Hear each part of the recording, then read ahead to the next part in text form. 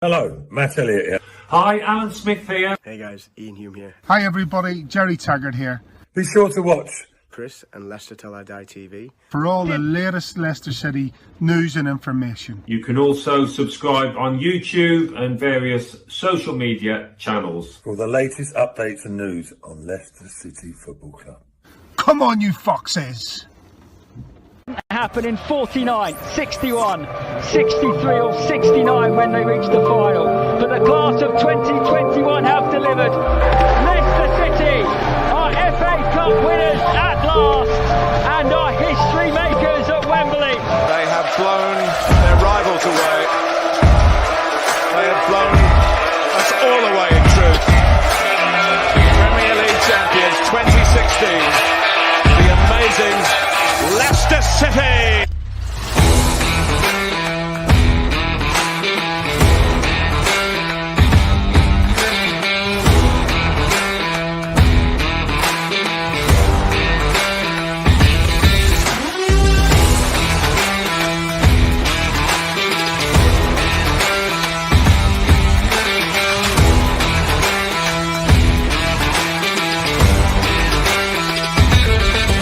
Leicester Till I Die TV, your first choice for everything Leicester City. Tune in and join in now. Right, Chris. All right there, how the devil are we all? It's getting close. Not sure it's coming home yet, but it is getting close. The other day, of course, we did do a live broadcast from, from my spare room, but it was from Switzerland if you were with FIFA. Jermaine Janus doing a sterling job, apparently, and introducing a lot of people nobody's ever heard of in hoops, running around the stage, and then they actually sort of sometime later made the draw. It was quite interesting because we actually simulated the draw. I was with Dan doing the live lead, and we actually did a draw simulation just before it started, and we did it in 2 minutes. What were FIFA messing about at? You have no idea. This is Leicester Till I Die TV. Find us on YouTube at the aforementioned Leicester Till I Die TV. And thank you for watching. And if you are, please smash that like button and hit that subscribe button. And if you're listening on your favourite podcast platform, whatever that may be, thank you very much for that as well. And today we're going to be looking at the World Cup groups and the squad.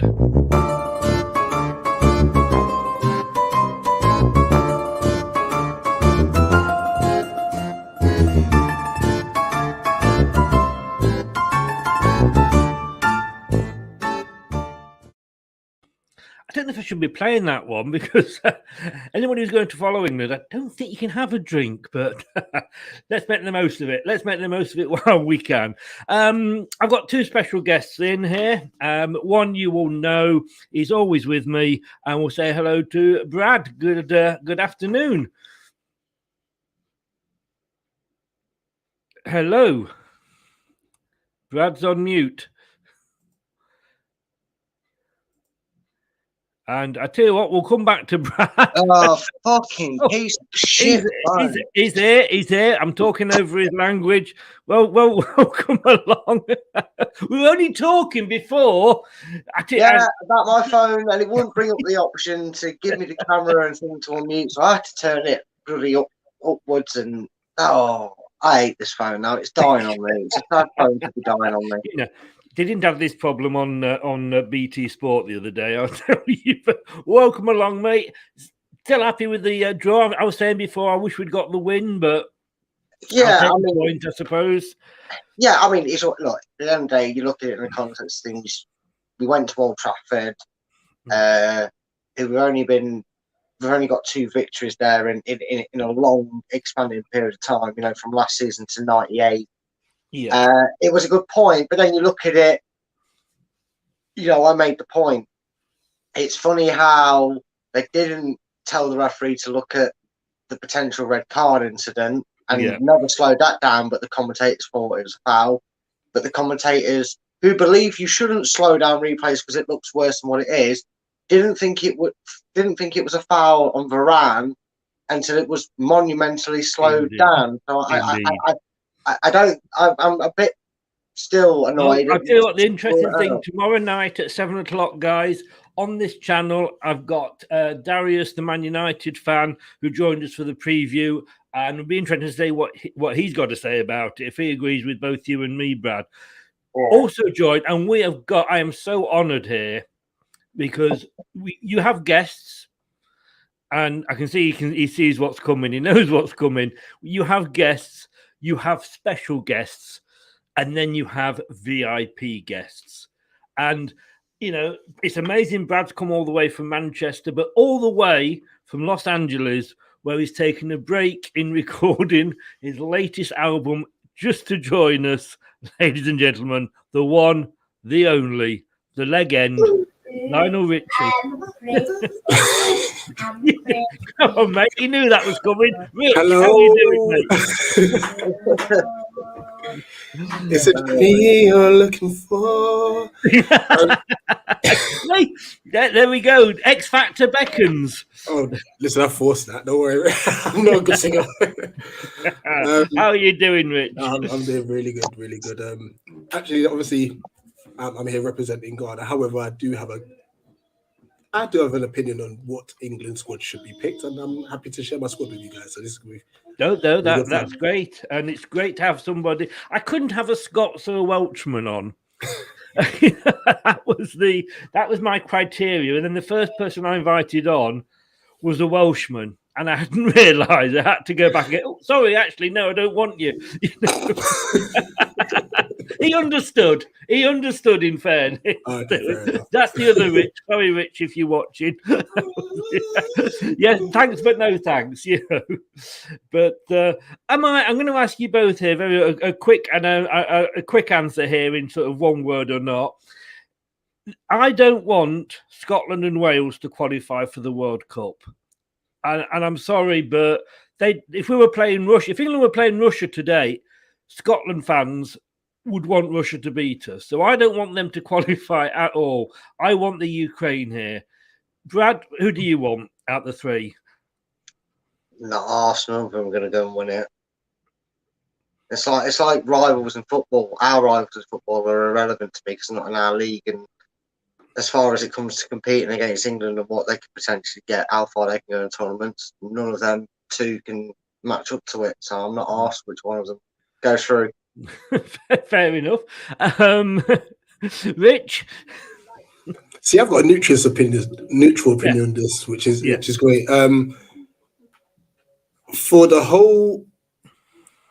the spectacle and the emotional side to it, and the joy of it, and them having a bit more of something positive to look forward to, Ukraine. On a footballing spectacle, as in rivalry in a sense, I'm not even going to say Scotland. I think Wales-England will be a really good game. You know, I mean, out the two, it would have to be Wales. I'm going to have to be honest with you. But if Scotland get through, they'll probably get a draw against us and celebrate it for 6 months. You know what they're like, you know. But Brad, first of all, again, very quickly, at Full Time Focus on Twitter, where you've got a new podcast, where can people find you? So as you just mentioned, Chris, they can find me at Full Time Focus on Twitter, and that's where you'll find me from now on, as well as Leicester City stuff and stuff that I do on here with Chris. I'll be posting about my new podcast, A Matter of Opinion. Does exactly what it says on the tin. I pick a subject. I've got a list of subjects ready to start it all off with. The first one's Marvel versus DC, which one's better? And it's open to anybody if they're interested on it to come on to it. It's just voice your opinions. I've got a few questions lined up that I'll ask you about your particular choice. Doesn't matter if you all agree or disagree. That's the fun of it. And we just go from there, basically. It's basically simple, but it's a bit of fun. So it's called A Matter of Opinion on YouTube, and you can find it in my bio on my Twitter handle anyway. And Scott, England being England, see, love it, mate. But Rich, where can people find you? Apart from in the recording studio, of course. So Twitter handle is at Eagle Eyed Ball. I did try to change it to Eagle Eyed Football as well, but there's not enough characters. But the YouTube channel is Eagle Eyed Football, predominantly Crystal Palace content. But we do a load of other stuff as well on the channel, which is good fun. And it's always a laugh, as you know. I'm often on there. If only to have a dig at you. Oh yeah, come on. We love the banner. We love the banner. Yeah, and we're going to have to do something because we've got you next week. Yep, that's definitely happening. We'll have to get something arranged. Oh God, if you beat us, I will never live it down. Will I? I might actually record a song. Oh God, no! I hope we beat you then. Oh God, yeah, God. No. Anything but that one. Anything but that. I'm trying to think. I'm trying to go all through the Lionel Richie and Commodore songs now that might apply, and I can't think of one. But anybody in the comments that can think of a good song that if we beat Crystal Palace, that a Lionel Richie song that we can play, I'm sure they will say one. So we're going to start off straight after this with the old World Cup, not to be missed, of course. Here we go. Watch us on YouTube. Listen on your favourite podcast platform. Or ask your smart speaker to play the podcast Leicester Till I Die. Subscribe, like, follow, and join in now. Broadcasting live worldwide.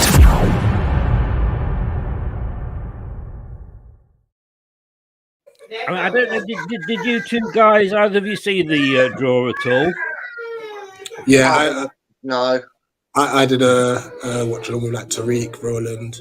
There's quite a few of us on the panel, so right. I mean, how can anybody make? Well, first of all, make it last so long. Like I say, me and Dan did it in 2 minutes on an app. That's what they just need to get. They just need to get the guy who runs FIFA now, whoever he is, just sat there in a chair with his phone out on the app, tapping it, and he go, "All right, they're in Group 1." It would have been over. It would have been over. But how can you make a draw, Rich, when you've still got 3 sort of places to go and 7 teams still playing for it? Yeah, it's a bit crazy because obviously normally they try to avoid having teams from the same confederations together and stuff. But I guess they couldn't wait, especially because I think it's not until June or July. It's quite late. The Scottish one is, yes, yeah. So I guess they had no choice really, this time around. But hey. That's a good point, Rennie. It could be an Eagles song. Hotel California. Sign in, you never leave. That's that's what the Isn't that what Zaha did when he signed for you? Oh. Yeah, it starts. So those are all the groups. So we're going to have a look through. Well, we're certainly going to go through to A to G. Group H, I don't know. We might touch on Group H at the end, possibly. But Group A, one thing we knew right from the start. I'll come to you first, Brad. Is that Qatar were going to be in that group, be in the home nation, but they're not even the first game, which is really weird. Senegal, I think, play the. Is it Senegal play the Netherlands? I think just before. But I mean, if you were Qatar, you're going to be reasonably happy with that group, aren't you? I mean, you're going to fancy your chances a bit more. It's still a difficult group. I mean, Senegal won the African Cup of Nations, didn't they? Yes. Yep. And then you've got the Netherlands, who, well, actually, you're probably looking at. You've got to beat. First of all, they've got to make sure they beat Ecuador to stand a chance. That's the team they'll target to make sure they beat. But Netherlands are hit and miss. They've been they've been quite underwhelming in tournaments gone by. I think we even managed to predict them getting knocked out by the Czech Republic in the Euros when we did our last one for the Euros, and there's a possibility. So it's probably a more favourable group than what they potentially could have got. I think you'd be hard pressed them to find an easier group in terms of standing a chance of getting out of it. Yeah. So for the quarter, it's not a bad group. I mean, do you see Qatar getting through, Rich? Nope. Okay, don't beat about the bush. Just come out. Come on, don't stop sitting on the fence, Rich. Give us your true opinion. It is a World Cup, and we've had shocks in the past. Yes. But here's my hot take. Senegal top the group. I think they topped the group in with Netherlands second. Yeah. Personally. Look, I can see where you're coming from with that. Certainly for me, I would think Senegal and Netherlands would be the two that go through. But I mean, no disrespect to Qatar. When you look at these countries, and I know Japan are back in it this season and what have you, but these countries usually only do well because they're hosting it, so they've got that bit of an advantage. But they're all brand new stadiums over there, so it's not like anybody's going to have particularly stadiums they used to. But yeah, for me, those two to go through as well. Would you agree, Brad? I mean, you look at that group and you instantly see. I probably agree with Rich as well that Senegal top that group, and then Holland probably do what they've been doing for the last few tournaments, and the same like the Germans have done. They probably just kind of sleepwalk their way through the group because they get the jobs done against, Ecuador and Qatar or however you pronounce them, respectively. So yeah, you would imagine they'd go through, but we have seen it before where, a team like in Ecuador or Qatar get through their group when they're in the potential group of death. I mean, at one point, Hungary were, in the Euros, most notably, they were top of their group at one point going into that last game. So it's not out of the realms of possibility, but if you're going to be a betting man, which I don't condone, but Senegal and Netherlands respectively should get out of that group. You know what I think is going to play a massive factor though is the heat. Yeah. I mean, you do look at these, though, don't you, Rich? You think, well, and I know it's very, saying, an egg's yellow sort of thing, but Ecuador more used to playing the heat than Holland. I mean, if there's one team that's not going to be used to the heat over there, probably it's going to be Holland. But I mean, all the stadiums should be air conditioned, I believe. You would hope so. You would hope so, but humidity is a dangerous thing. It really is, and I think they average around 40 degrees. Wow. Yes. So I guess on the safety aspect as well, you got 40-degree heat, you got air conditionings blasting through. You're going to get illness. Yeah. As well. That is another good point. You two guys are too young to remember, but after in World Cup 1970 in Mexico, after we won it, that was sort of, I think, the highest altitude we'd ever play at, and at a World Cup was ever played at. And yes, there was problems there. And then again, I don't know who can remember. I think it was USA '94, was it? When old Jack Charlton was throwing water bottles on the pitch, etc. So yeah, it could be a problem, and I could see a fair few maybe water breaks being introduced. Scott even goes as far as saying he can see Holland coming bottom of the group. That would be a shock. But we like shocks, as long as it's not shocking England or Ghana. We do like shocks, Group B, we were brought out, we're going to be playing there on the opening day. We came out early. I mean, for me, Iran and USA playing each other, let's hope it's football and not sort of stones, rocks, or bullets they're throwing at each other. Because last time they were both in the World Cup together, they actually were drawn in the same group again. We spoke before, and I'll come to you as the neutral first of all, Rich. Ukraine, Scotland, Wales. It's a difficult one to choose, is it? Well, for me it is, but for a neutral, is it?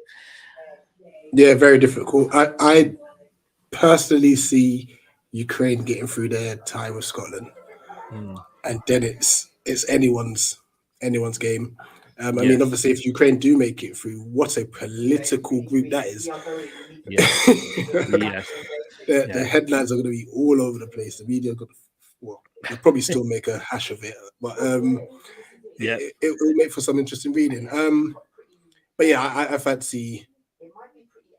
Oh, I don't know. Actually, I actually fancy Wales, but I would like Ukraine to make it. I mean, I agree totally. I mean, Brad, we shouldn't forget. I mean, Ukraine. We met them. Was it quarterfinals of the last competition, or the round of 16? I'm not sure, but we met them in the playoff area, so they're not to be taken lightly, are they? I'd say out of the three teams there, they are probably the higher ranked with FIFA.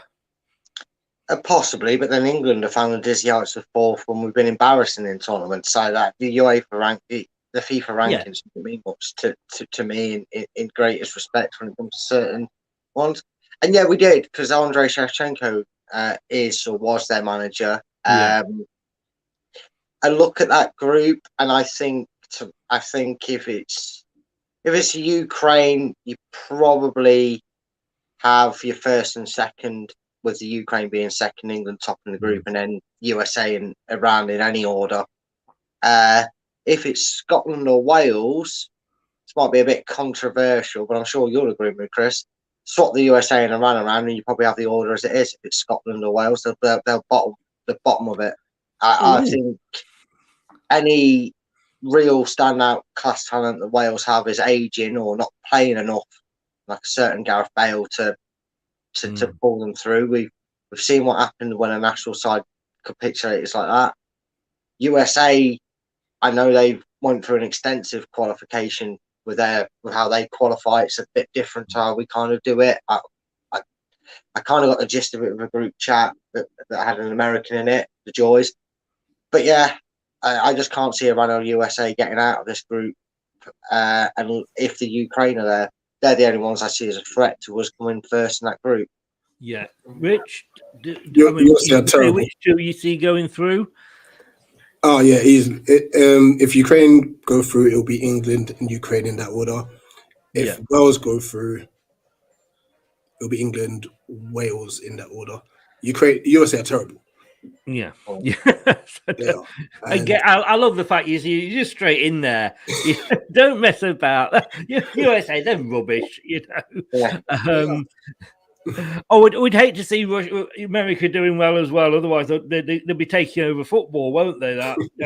Try to take over the Champions League, But I agree. And for me, I agree with you. Kind of disagree with Brad a little bit. I think Ukraine will be too strong for Scotland and Wales. If it's not Ukraine, then out the two, I'd like to see Wales through. And I think if it is Wales, I think Wales could come second. They've not sort of been really bad at the last tournament. Remember, was it the Euros where they took the lead against us in the first minute? But it might be the last hurrah for them. But I agree with you. England and Ukraine. Well, we all said that, didn't we? And then England, Wales, if they get through. Group C, moving on. Maybe he says moving on, clicks the right button. It helps. Group C. Poor old Saudi Arabia, Rich. I think that's what you got to say to them, isn't it? Listen, there's some nations that are just there for the experience. And unfortunately, Saudi Arabia are one of them. I don't see any shocks in this one. I mean, there's other groups there could be potential shocks, but not in this one. The interesting aspect of this is Mexico and Poland. Yes. Because we all expect Argentina to qualify, but would they qualify top? Yeah. Because they're another side that they kind of stagger through it. Yeah. They're never really convincing. And I mean, I don't know if Mexico, because Mexico's a very good side, but they underachieve, in my personal opinion.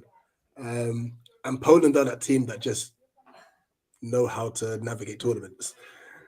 So I'm going to stick my neck out and say Argentina will top it. But then I'm stuck. I agree. I think, to be honest with you, for me, Saudi Arabia will have a lot to say in this group, because I think how they play against Mexico and Poland will determine, like you say, I'm presuming for Brad here, we'll find out in a second, but I think we all expect Argentina to go through in one way or another, probably top.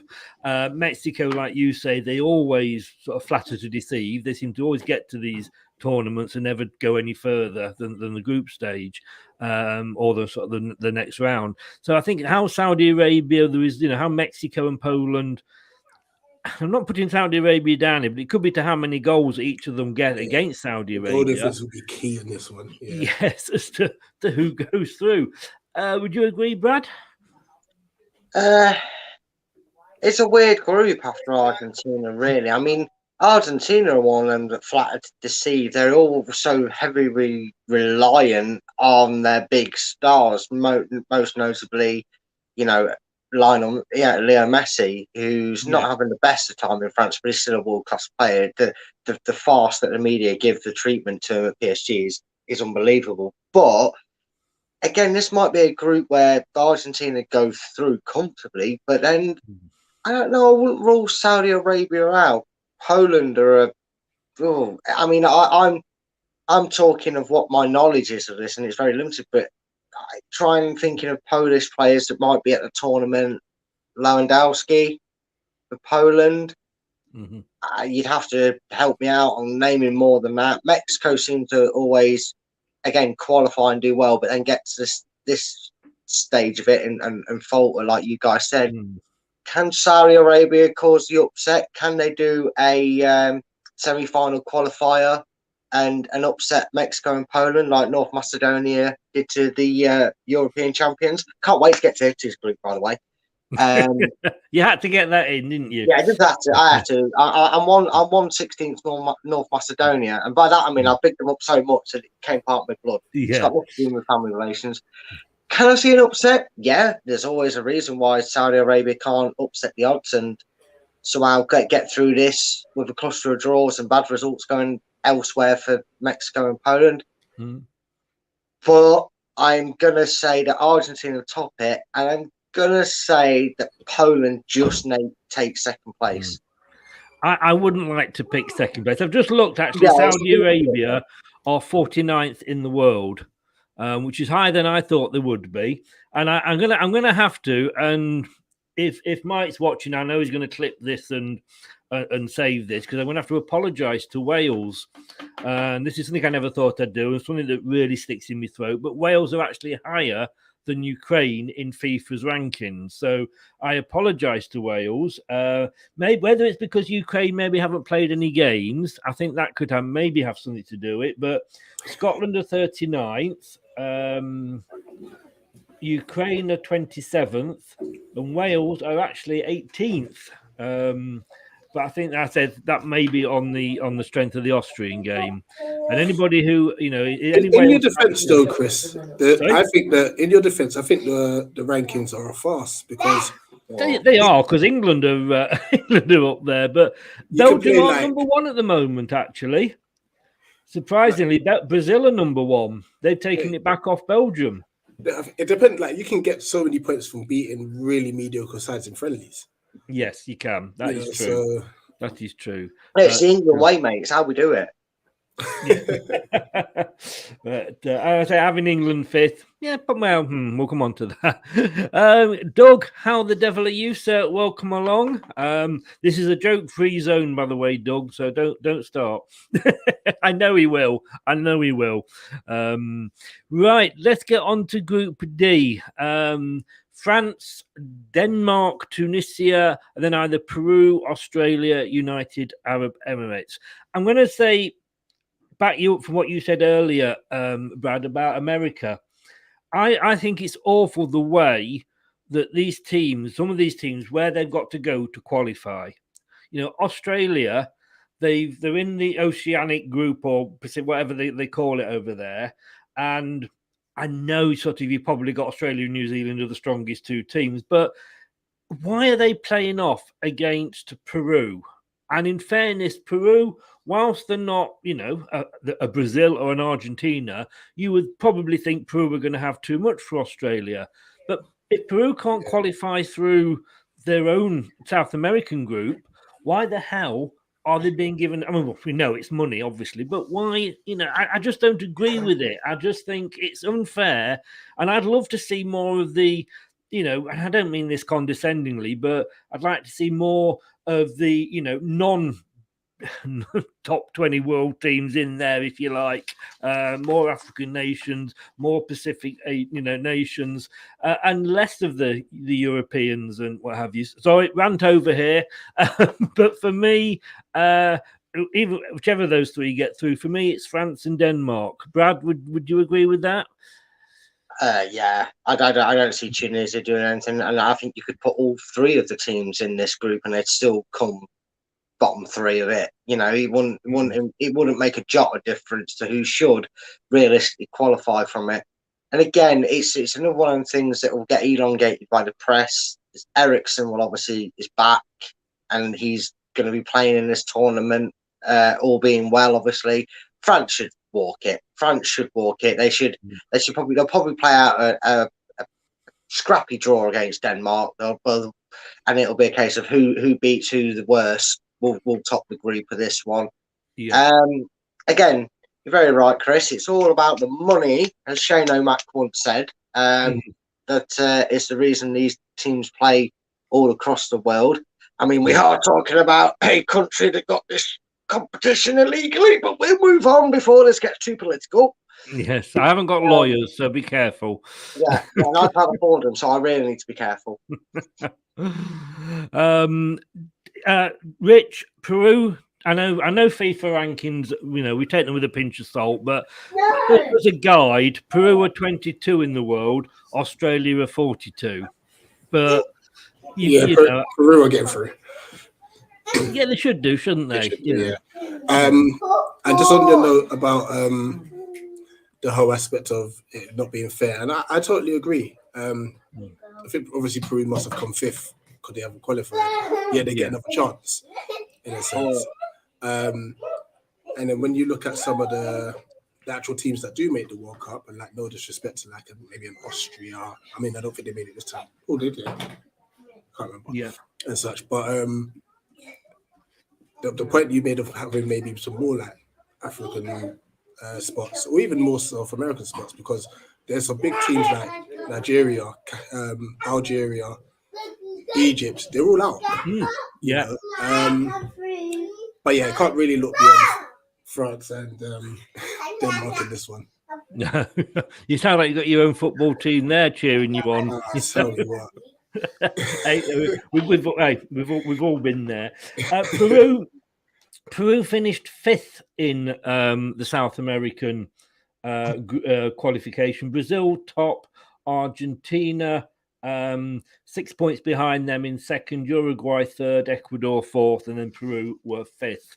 But yeah, I think it's totally wrong. But we do know it's about the big teams getting through, and this is why I think again they'll be having the top two go through and probably so many third place ones in case one of the big boys does slip up. Not that I'm saying FIFA are corrupt or anything like that. Of course I'm not. It's all alleged. Anything like that is all allegedly. So Group E, Spain, and here we go again. Costa Rica or New Zealand, and then Germany, Japan. Rich, start with you first. I mean, this is, you think Spain through, or Germany coming back, do you think? You would think that. I personally think Spain top the group. Yeah. But I would say Japan are going to have a massive say in this. They're nobody's full Japan, are they? Yeah, they're no pushover. So it may not be a case where they go through, but they will determine who finishes first and second. Yes. They will have a big say in that. They're 23rd in the world, Japan. I mean, with the playoff, you're looking at that, you've probably got to think Costa Rica, no disrespect to New Zealand. I mean, yeah, they've got Chris Wood playing for them, but I mean, Costa Rica, Brad, not so long ago, buggered our World Cup hopes up. Yeah. Or was that Roy Hodgson? I'm not. It was one of them. It was one of them. It was a dynamic duo of both of them, wasn't it? Because that was the most boringest way to go out of a World Cup ever. That 0-0 drawing. You can't rule Costa Rica out if they get through their playoff, which you'd imagine they would. Although, if I remember rightly, the last time New Zealand won a competition, they went out of their group without losing a game. I think they drew against Italy. Again, can't wait to see them in a group. I think they drew against Scotland or someone else, and they actually only went out because they are undefeated. So I can't see that if they got through into this group. But again, you look at it on paper, and again, I mentioned them earlier. Germany are a bit lackluster at the group stage. It's almost they like always are. You're quite right. Yeah. It's almost like they're an entitled child that thinks they're just gonna turn up and get there, and it don't matter anyway because they're in the next stage, and it's a bit. I don't like it. I don't like that approach to it. Spain should top it. They've still got a fantastic squad. I think if anybody's going to cause the potential upset here, until I know who's going through, the eyes are on Japan. But if Costa Rica go through over New Zealand, then watch out for Costa Rica. I think they could potentially mess up Germany's plight towards. They are your new North Macedonia, are they? Yeah, I think it's highly unfair that North Macedonia beat the Euro winners, become the European kings of the world, and then have to play Portugal for it. Just get an automatic pass. Just tell Ronaldo to go take a seat and not play in this one and let North Macedonia through. Clearly, I'm not allowed to win a tournament with my beloved North Macedonia. It's a farce. I still want to know what happened to the South, West, and East, to be honest with you. Rich, you're a teacher. You tell us what's happened to the South, the North, the East, and the West Macedonia. Pending. Yeah. I can't say for legal reasons to my involvement in endorsement of North Macedonia. They can't. I'm sure it comes in a brown envelope once a month. Doug says Japan always seem to sneak through too. Brad, shout out to Kisuke Honda, who is still playing.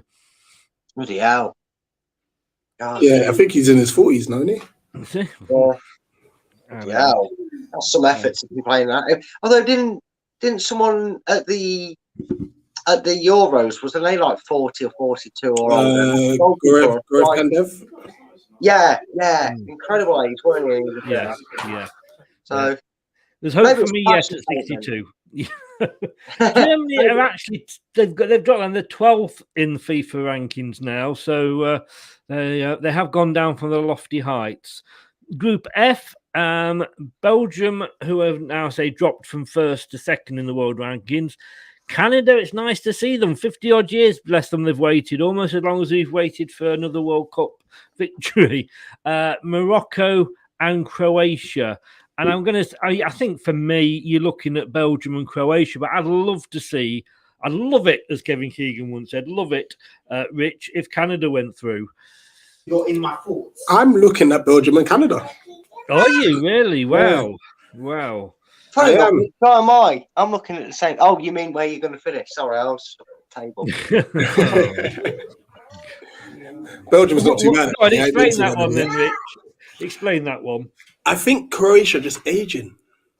Yeah. And that Canada side, they're young, energetic. I mean, if Alphonso Davies is on form, then there's going to be a problem, you know. And who else they got? Jonathan David, who's a very good striker. He's talented around. I think Arsenal are linked with him as well, you know. And you know what? If England are not careful, Tomori might end up going to play for them. Yes, that's very true. So that is very true. That said, Brad, we shouldn't rule out Morocco. Croatia are 16th in the world. Morocco, I can rule them out. Apart from a Kiwi, they're not good. Well, they're 16th in the world, Rich. I know it doesn't mean a lot, but Canada are even in the top 50. So, you know, I think maybe a little bit of bias there, Rich. I'm only asking. So you both think Belgium and Canada, do you? No. I thought I was going to get away with that, Brad. No. Look, Rich is right. Canada do have some great prospects in there. Some very highly talented players in their national side. Maybe a few years off, maybe bursting through a group like this. I mean, concerns aside, yeah, Croatia have an old squad. And Belgium, ever since they got to number one, and I know, as you've very well stated, Chris, they aren't number one anymore, but ever since they weirdly got to number one, Belgium seemed to fall off a cliff. They went from everybody's dark horse to falling over every fence in their way. They just don't seem to, they're kind of dragging themselves through games, and in friendlies, they're not, I know it's friendlies and qualifiers and that, and they got through, obviously, but they weren't doing it with much ease and comfort at times. But you'd think that Croatia and Belgium have enough on here to see them through. However, if Tillemans is playing for Manchester United at this point, I hope they come bottom and Canada top it. I'm not bitter at all. He won't go to Manchester United. They're not going to get Champions League football. We know No, that. and he's ambitious. You know, if he's ambitious, he's not going to go to Man United either, is he? There's two arguments gone there. It's also why he's not going to stay here. Yeah, Doug, you exactly. Doug said he's going Morocco and Canada, and he thinks Belgium are up for an early exit. So, Doug's nailing his colours to the mast. Hey, Very anti-Belgium. Have you been drinking something dodgy making them predictions? He's in Scotland, isn't he? So it's probably Iron Brew. You can't get any more dodgy than that, can you? You know. So that could be interesting. Now, this to me, Group G, this is going to be one of the tightest groups, I think. Brazil, you've got to think that Brazil are going to top the group. You've got to think that. There's nothing you can say apart from that. But then you've got Switzerland that are there very often. You know, they're there at most tournaments and of recent years. Serbia, I don't know an awful lot. Cameroon, and we all remember Cameroon going back. You know, and they are 37th in the world, Cameroon. And who will ever forget Roger Miller? I mean, what a class act he was. And he was 40 odd when he was playing, wasn't he? And boy, could he dance with a flag! I'll tell you, he could dance. Rich, it is going to be Brazil +1. But I can't choose. I've got to be honest. I think this is the toughest group so far. It's the hardest one to call who will finish second. And that's the crazy thing about it. Yeah.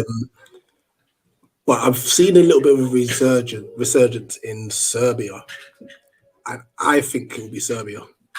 I couldn't give you a reason. No. Apart from the fact they've been looking better than they were. Yeah. Brad, I mean, I'm just looking there. Serbia 25th in the world, Switzerland 14th, Cameroon, bless them, not in the top 50. But which way would you see this group going? You know what? Again, when you look at it on paper and you think, Brazil, they've got to be there. But am I right in thinking that they didn't get out of the group stage of a World Cup or the World Cup before? No, they did, didn't they? Because they got beat by Germany 7-1 in the semis, or was that the one before the World Cup before? Yeah, there was definitely a tournament, but I'm pretty sure Brazil didn't get out of the group stage. I might be confusing with Germany because it's so common. Brazil got knocked out by Belgium in the last one. Ah, right. I mean, you'd assume that they'd go through, but this could come down to the final games of this group. This could really be, as close as you say it is, Chris, and depending on who's playing who in them final games, I don't know if that's already been decided or what, I don't know. But I think Switzerland could surprise people and top this group, and I'm going to say Switzerland will top it. Wow. And I think Brazil would just have enough to go through. I think Switzerland will go about trying to cause a big upset in this group. Brazil go through, but Switzerland top it. I think with like you say, with Switzerland again, a bit like Mexico, they seem to be getting there regularly, but they just sort of fall once it gets into the group stage. Not unlike England, to be fair. Like Doug said, this is a tasty looking group. Indeed, Cameroon are very good too.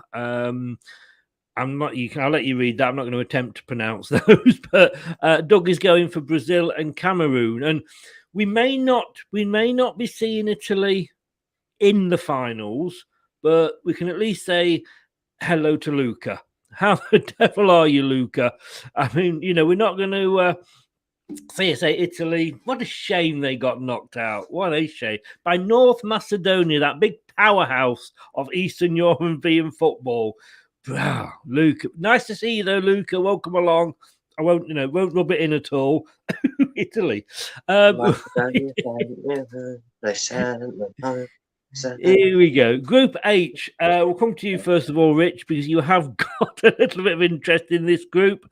This again, as well as Group G, this is a pretty tasty group as well. Yes. There you go. The girls are running amok.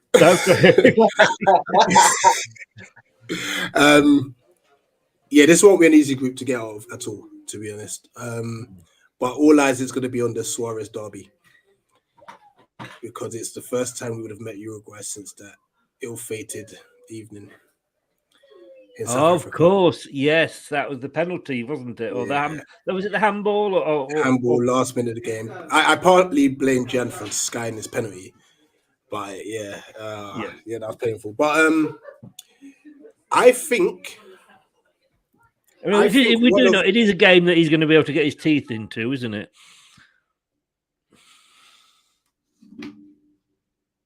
Oh, look, have you had that one stored up for? Since he knew the group stages, mate, since it was made, he ripped that joke in. Oh, yes. There's going to be a shock in this one. There will be. One of Portugal or Uruguay is not qualifying. Yeah. The thing is, I couldn't tell you whether it's us or South Korea. But I'm going to stick my neck out and say that Portugal and Ghana. Ghana, you got Mendy from Leicester, haven't you? Is Ghanaian? No, that's Daniel Amate as well. Who is sorry? Mendy from Leicester's Nigerian. Oh, is it? Oh, right. I can't. I thought Mendy had changed his nationality from French to Ghana. Now, what could be happening is because we got Chris Houghton as like a technical director. What he's doing is he's working on the diaspora of some players because there's a lot of players who England have turned down.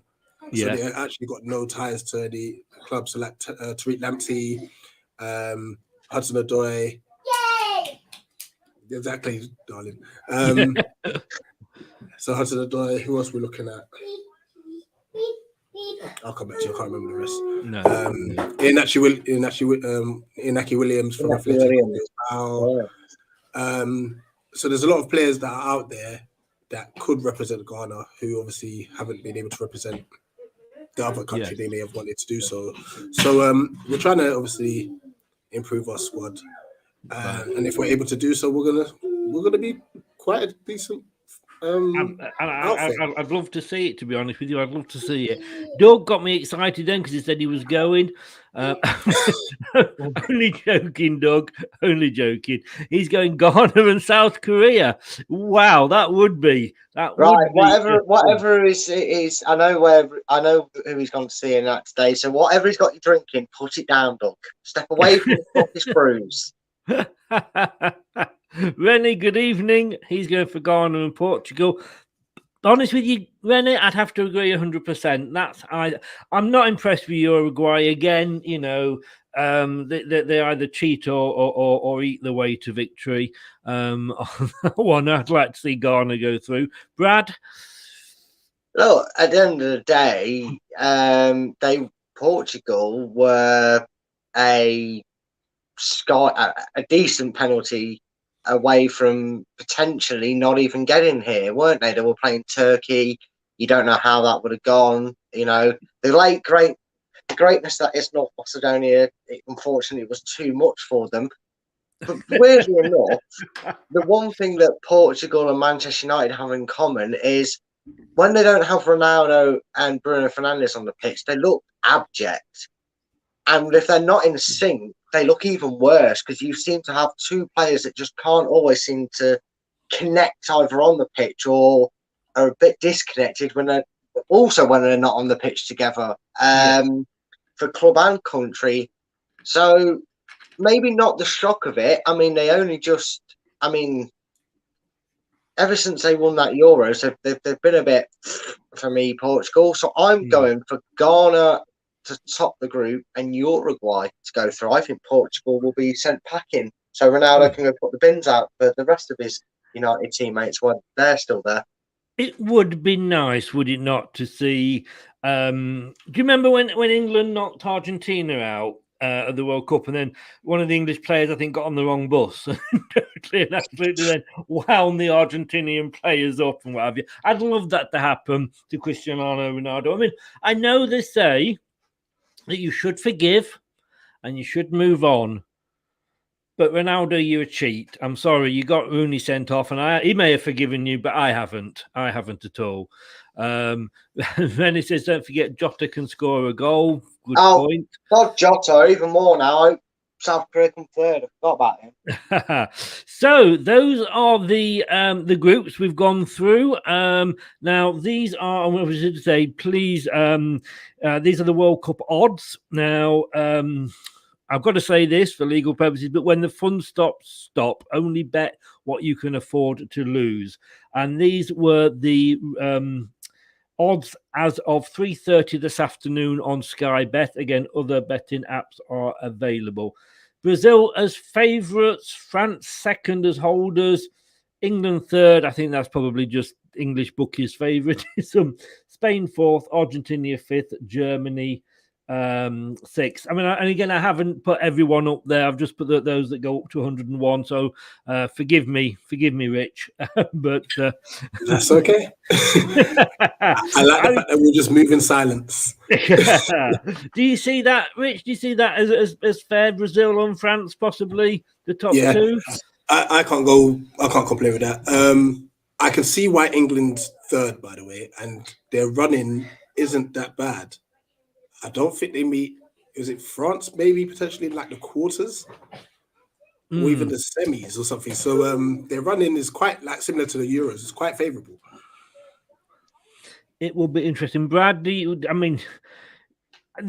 be honest. And you mentioned this right at the start, Rich. You know, the heat is going to be the big factor in this World Cup. Probably more so than I know we've had Brazil. Canada. Good God, what are Canada going to do? You know, they're going to go walk out on the pitch and go, "Where's the white stuff?" And it's although they're hosting it, of course, next time with Mexico and America. But do you see? I can understand Brazil being favourites. It's obvious why certain nationalities are the favourite, regardless of what climate they're used to playing in. I mean, obviously Brazil would be used to playing in a climate accustomed to where they're playing the World Cup. But then you've just got the prowess and management of the game. You've got a team like France who are packed to the rafters with players that can drag a team out or play a slower tempo. They don't mind if they've got to do 30, 40, 50 passes to get into a shooting position. They'll do it at a pace so they can manage the heat. They're not, we don't, and I hate bringing it up. I hate the fact that it's a thing, but it's always going to be mentioned for the obvious reasons. We don't want to have players passing out on the pitch. We don't want, pandemic-esque scenarios and in the last Euro scenarios where players are collapsing and we're feeling problems, because then you're just going to end up scrapping tournaments altogether. It's too dangerous to have these players playing this in conjunction with it. With it, it's not right. And there may be the teams that that take the sting out of the World Cup a bit, because you have to be cautious of the weather. You have to be cautious of how these players adjust to extreme heat compared to what they're acclimatized to wherever they play the football, unless it's in these countries. So maybe also prepare for slow, methodical games played by certain teams. But England bias aside, in that the odds are about where you'd expect them. I was put my neck on the line and say, who do I think is going to win it? If you're going to go for a favourite on that list, I'd say Spain. Remember, a shout, they've got a nice mix of experience and youth coming through all over the globe from what they can pick at. An outsider, maybe it's just sentimental, but I wouldn't mind seeing Denmark. Yeah, I know what you mean. Right, well, those are the group. Those are the odds. Remember, with the odds, when the fun stops, stop. And we're going to be picking, Brad and Rich are going to be arguing about who the 23 are going to be that they would take to the World Cup. And I will try and be the referee with the red and yellow cards and VAR to assist me. And we'll be looking at that straight after this.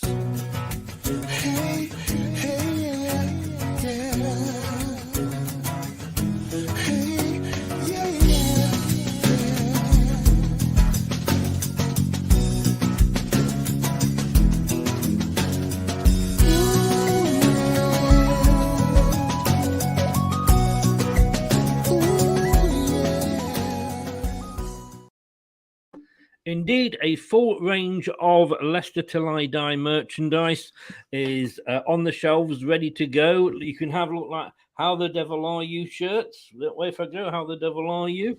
And Leicester Till I Die T-shirt. Oh, go on. We've got everything. We haven't quite got the underwear in yet, but we're working on that. We're working on that.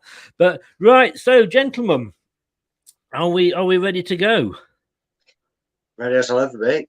Yes, right. So we're going to be looking at, the 23 that we're going to go. Now, we'll agree sort of beforehand on the numbers of like how many goalkeepers we're going to take, how many defenders, midfielders, and strikers. Really pleased that we don't have any of the fans of the Big Six in. No disrespect to them, but it does. You know, we may have some nice other choices to go in there as well. So we're going to start with the goalkeepers. That goes without saying. Rich, how many goalkeepers would you want to take? 3. You would. I nearly made it 2. You've now made it 2. No, I nearly made it 2. Oh, you nearly made it 2. In tournament football, you rarely see the third goalkeeper, but then you can't take the risk. I know, but Brad, that was your point, wasn't it? Yeah, see, I have technically written down 23 players that if I was in charge, these are who I would take. But I've never been a fan of the third goalkeeper.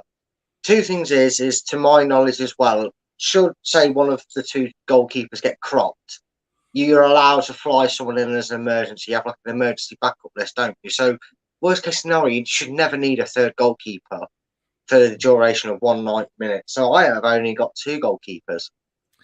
So, shall we go with 2? I'm happy with 2. That gives me an extra player spot. Yeah, well, exactly. And you know, sometimes you think like, oh, we haven't got we haven't got an extra left back, and so's injured, and you know, you got a goalkeeper sat on the bench. It's we'll go with 2. That's going to make it interesting, very interesting as to which 2. And Scott, you're probably quite right. Be surprised if Southgate picks a Leicester player for his World Cup squad. I kind of would be quite happy personally, because obviously it would make our players a bit fitter. But for the come January, but you know, the World Cup finals on the 18th, we play again on the 26th. But for those players individually, I want them to do well, because you know, if I was in their boots, I'd want to go as far as I could and play for my country. So let us hope. I'm just looking at here, and let's see whether this is going to work. There's no guarantee, of course, as we know. So let's talk goalkeepers. We've agreed on 2 goalkeepers. Now, I could be wrong here, but I'm looking at sort of his past choices, Southgate, and I would have said it was going to be any 2 of Pickford, Pope, and Ramsdale. Would you agree with that, Rich? And yeah, if so, which they were the 3 I had down initially anyway. Yes. So to whittle it down to 2, unfortunately, even though I think he's better than Pickford, I'll take away Pope. Right. So you would just because Pickford's been in the setup. Yes. Well, that's what I want to say is because do you, Brad, take a player, and we know Southgate's always got to be a player in form. It's got to be a player in form, and then, you know, dare I say Harry Maguire, or then, you know, the argument is, well, he's in form for England because he's never let England down. And you could say the same with Pickford, couldn't you? Yeah, spot on. And to be fair, neither Pope or Pickford's had a great season, and it's not necessarily their fault. No, it's not with the goalkeeper, is it? Yeah. That's the thing, yes. You know? Yeah. So just for that sole reason, I think Ramsdale needs to be number 1 anyway. So Pickford as a backup who's been to tournament football before. Yeah, I'll go he has. So. We often see this, don't we, Brad, where players necessarily don't always perform for the club, but they do sort of pull it out when they put an England shirt on. Would you agree with those 2? I'll be honest with you, mate. My phone's playing up. Didn't hear him. Okay. Rewind. We went. Rich went for Pickford and Ramsdale, dropping Pope. Yeah, they're the 2 I got written down, and my reasonings for them is I picked Ramsdale on form, whether you like him or not, whether you're Arteta or out or not, and there goes my classic clock. and Pickford purely because he seems to be able to do it for England, but not Everton. Yes, yeah. Like you say, for me, Pickford has got the experience, the big, he's been there, he's been in penalty shootouts, he's been in a final, for God's sake, and it does, is that experience sometimes that, it just gives you that edge, if you like. And like you say, Pope at Burnley isn't having the best of his season. What about now defenders? How many defenders are we going to be looking at here? I know when he picked his, and I'm looking at the squad that Gareth went for with the last two friendlies, and he went 1, 2, 3, 4, 5, 6, 7. He went for 9 defenders. Right, are we doing these? Are we reading out the centre back choices and then left and right back choices, or are we including left and right back in all our? Include them in all the 11. Oh, sorry, however many you choose. Sorry. If sort of, I'll alternate it to go first. So, if Rich says, James Justin, you can say yes, I've got him as well, and we can add him. So, we're not doubling up. So, but obviously, we'll want right back and left back and centre backs in there as well. Yeah, I just didn't know if we was going to do central defenders and then you was going to do wing back sort of separate to how we're going to do it. That's what would you prefer to do, Rich? I don't mind. He's so laid back. I know, right? It could be a Sunday morning, couldn't it? Yeah, God. Just easy like a Sunday morning. I don't mind. Well, I tell you what, unless a certain player's picked, then I'm like, no. If you've done it, Brad, let's go right backs first then. Oh, I've literally, because Southgate likes to play left backs and wing backs, left backs at right backs and right backs at left backs, and I don't know my left from my right. Okay, let's just do defenders. Let's stick with defenders. You first one, Brad. Your first one. Right, so I've got, purely for the same reason I went with Pickford, I've got Maguire. Oof, right. Yeah, that's my first contentious one. I dropped him completely. Right. Yeah, okay, right. So you can note that one down. Right. I'm just searching players that I know are in this team. Okay, so we've got a yes for Maguire and a no for Maguire. You know what's awkward with this? And this is very awkward.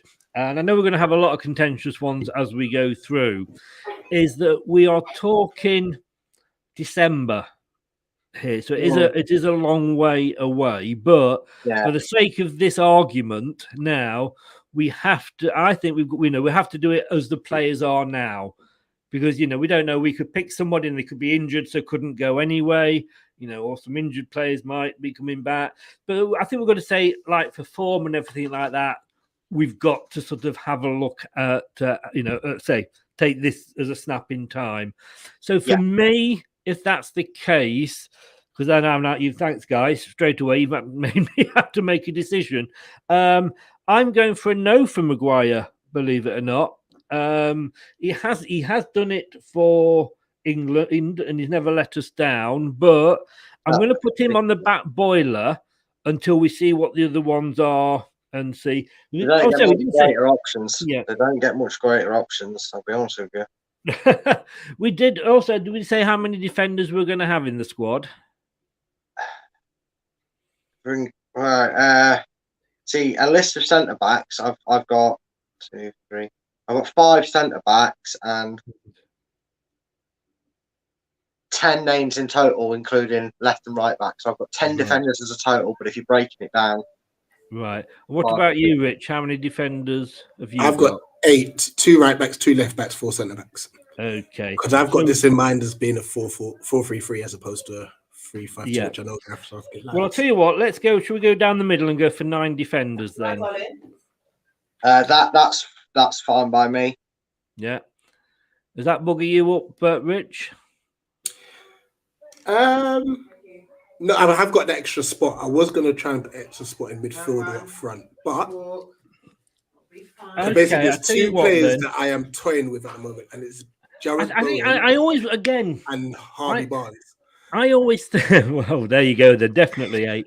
No, but I must admit, we always seem to make these squads top heavy with the defense, don't we? going in. So let us. I tell you what. Let us go for 8, and then we'll see what we've got any spaces left at the end, and we can always go back and add players in. So I'll be interested to hear all of Brad's defenders first. Okay, let's go through. Yep. Right. Let's just do that. So, right, if that's the case, bearing in mind I have just added 2 names to this because my contentious bracket, one we've already mentioned, and another one's going to cause some chaos when it comes to our midfield. So the centre backs that I picked were Maguire, Mings, Stones, Ben White, and I have added Lewis Dunk because I was stretched for numbers, I'll be honest with you. And Dunk's probably played more than Stones, as I realised, and has done better this season than Stones because Stones isn't featuring as much. My knowledge outside of Leicester is a bit limited on that, but I've taken what I can from the trusted source. So that was my centre back options. Is there any there straight up, Rich, that you wanted to go? Not a chance. Don't want to see him play there, or Lewis Dunk. Fair dues. Yeah, I have to admit, because I kind of forgot to correct my team to take out the 2 that I wouldn't take. Brad, it's okay to say that you were clouded by love. I mean, I would say I'm affectionately towards Lewis Dunk, but not in that way. I know you make that. Well played, mate. My centre backs are Stones, White, Gay, and Tomori. Sorry, Stones, Ben White, yeah. Mark Gay, yeah. And Tomori. Ooh, right. So we've absolutely no agreement there at all. I'm sorry, dropping Maguire for one of them 2. That I mean, I'm with you with Stones because he's made my team and White, but Maguire not getting in over one of them. I don't see it. Maguire's not good. Fair. It was an area of struggle, actually, to be honest with you. I kind of put Mings in going off past England sides because I kind of struggled to find him into England. Mings is terrible as well. Right. Well, let's put Stones in because that's the only one that you both agreed on. And White. Ben White as well. Ben White. On White. Did you agree on White as well? Yeah. Ben White of Arsenal. Where are we here? Are these in alphabetical order? No, they're not. You've really helped me out. Oh, they're in team order, I guess. I like the fact that they put some Bournemouth players in there. You know. So right. So let's go centre backs then. You go this time, then, Rich. I think that's what. We've just done centre back. Sorry, yeah, you're quite right. Let's go left backs. Okay. And right backs. Yeah. This might be contentious as well, by the way. I've only picked 2. One is Chilwell. Chilwell. Yeah, I've got him on my list, to be honest. And the other one is Tariq Mitchell. Oh, Crystal Palace. Just based on the seasons that they're having. Obviously, Shaw was injured, unfortunately. I don't think Luke Shaw's... And he's another one that's like, actually, he does all right for England, but he's had a torrid year. See, I'm surprised you've only taken 2 because I've gone for a bit of coverage. I've got James Justin in, and that's not just on bias. He was great before he got injured. He's been brilliant since he came back. I've got Reece James. I put Chilwell down, cause of his injury, but I think he should be more than fit and ready to be selected for England. Then I'd take him. And then I went with Trent Alexander-Arnold. And again, I've got James and Trent as well. Yeah, and to account for a player missing that is in my contention list, I put Trippier in just to kind of level the numbers out a little bit, but I'm fine if he doesn't really make it. He was a last minute addition, but interesting. Right, so this is not going to be easy for you. It's not. No, thanks, guys. I used to like you two. Have you given me left and right, Rich? So my right was James and Trent. Anyway, so James and Trent, right? Yeah. Okay, so and did you say Mitchell as well, Brad? No, I didn't. I agreed with Chilwell and Reece James and Alexander, but I put James Justin as the other choice of left back over Mitchell. I've got to be honest with you. Trippier is a funny one, really, because he had a really, really, really good Euros, and I think he is. For me, he was one of the England's players of the tournament at the Euros, and even the fact that he got that early goal was like icing on the cake. The only reason I don't want to see him in is because Southgate will play him on the left. And I don't think he's as good a left back as he is a right back. But do you think it's good to have a player in there that can be either or? I know Brendan Rodgers likes a lot of these players that can play either way. Yeah, no, that's a good point. All I'm saying is not to be biased, but James Justin can play left and right back. Again, as well. Agreed. Chilwell, I've always liked Chilwell.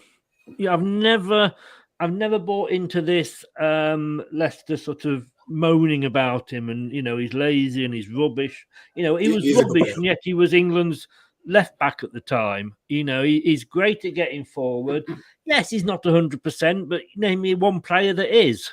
They all have bad games, but he was targeted by the Leicester Boo Boys, and I know he's gone on and kissed the Chelsea badge and all that, but for God's sake, times move on.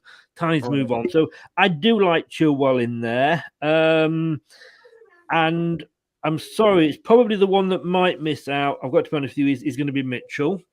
And I'm sorry, Rich, but I do like the fact that Justin can play either side. And I think Justin was knocking on the door before he got injured. And I think had he not had that injury, I think he would have been in there. And I'm going to have to go for Trippier the same. He can play either side. So let us add those in. So I can call bingo already, Rich. That's all my wing backs in the England side. Get me in. I'm in. So Reece James, Chilwell, James Justin, Trent Alexander-Arnold. Who is there? This website should have done this in positions as well, because... Sorry, say that again. The website should have split them into positions as well. They should, yes. They don't make it easy for you. This is the only one of these I could find, to be honest with you. So, right, so that's 5. So we've got 7 there at the moment. I think right back and left backs are covered because we've got a couple that could play either side. So I think we've got covered there. So we're back to, I think we need some more centre backs in there, don't we? So let's have a look.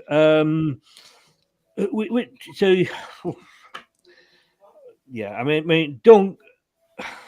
I don't know. Have you got your rose tinted spectacles on, Brad? It's just literally, I had 4, and I needed one more name to even make this list 23. I'll be honest with you. Right. And I was just like, who's English that's played at the back?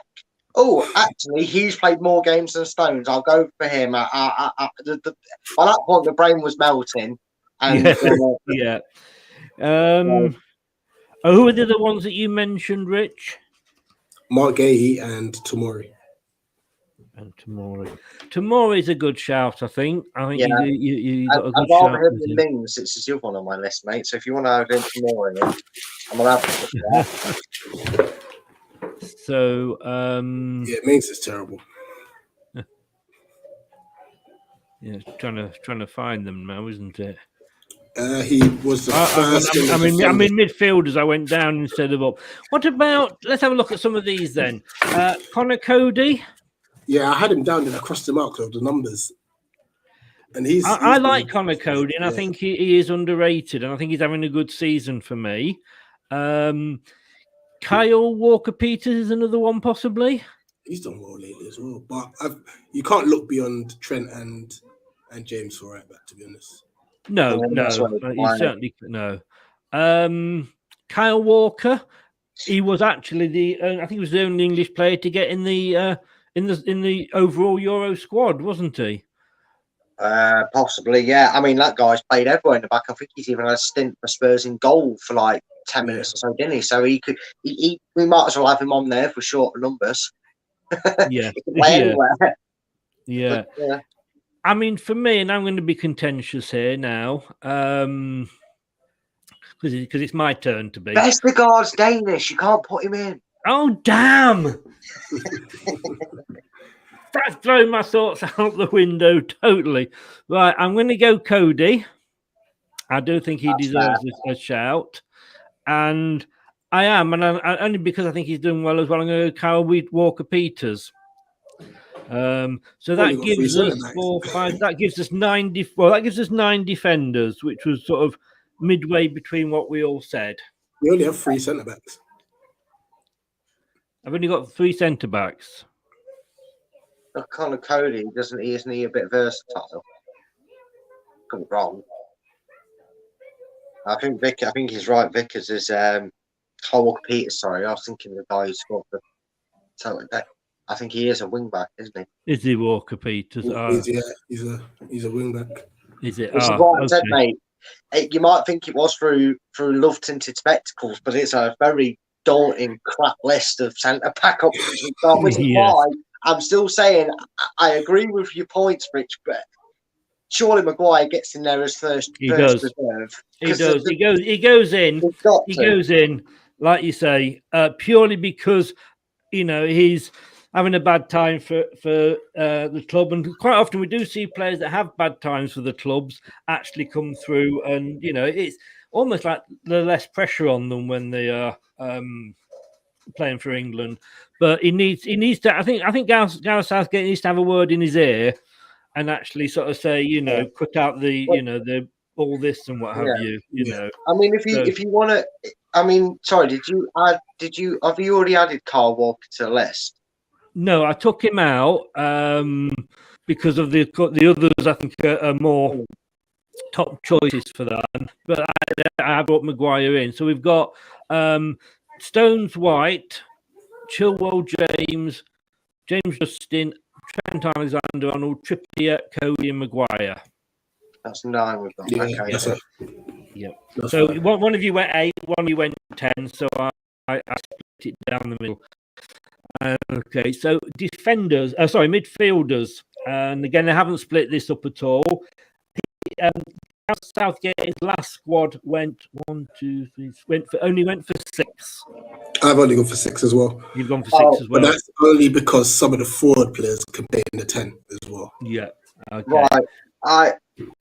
Actually, funny enough, I've not gone off that basis, and I've technically got 7 midfielders. I know some of these will be able to play in more attacking roles, but their predominant roles are in either a centre attacking midfielder, a centre mid, or CDM. So I've put them all together. So I've got 7. Right. Well, as they would say on Countdown, Rich, let's hear your 6. Declan Rice. Yeah. Yeah, I've got Rice. Jude Bellingham. I haven't got Bellingham. Conor Gallagher. I have got Conor Gallagher. Mason Mount. I've got Mason Mount. Jack Grealish. I haven't got Jack Grealish. Oh, here we go. Here we go. Is not getting to quarter for me. And Smith Rowe. Oh, interesting. I have forgot about him. I need to. Now, funnily enough, because I lost the defend from Maxi squad, I'm just going to slide. Funnily enough, Grealish in the England squad list was put down as in the forward bracket. So my reasoning for Grealish is he was the mainstay at Villa, and I'm not saying he didn't do well at Villa because he did. He did well at Villa, and then like players of his caliber, he became that big fish in what was at that point a small-ish pond. We know their owners are good, but the money they've made off it, they've invested very wisely, and he's now gone from being the big kahuna at Villa that was leading the charge to potentially of. I know people say, well, if they didn't have the Jack Grealish money, they wouldn't have probably got them, but He's gone from now potentially being partnered alongside Coutinho in the middle to sitting on the bench, twiddling his thumbs, playing here or there for Man City and collecting his trophies. I just don't think he's been that impressive since he's joined Man City. And I've tried to pick a team based on their current form. So if you don't mind me reading out the rest of mine, Rich. Yeah, you read those out that you read yours out that haven't been mentioned so far. Right. So you didn't say Phil Foden. I've got him in my forward line. You've got him in your attacking line. Yeah. That's fine then. So I could probably do that, and it's still the numbers still work out the same, but it's then 6. I've gone James Maddison because I'm sorry, you can't argue. He's got the best stats going. He's got the best stats going. I was thinking Harvey Barnes, but I completely forgot about Madders. Well, we'll touch on to Mr. Barnes in a later round. Now, with Maddison on there, I don't think you have to put all your eggs in one basket, because if Maddison's going to play, you're going to look at him and go, if Trippier's not on the pitch, he's taking a free kick. And I don't like the fact that we always put heavy reliance on it.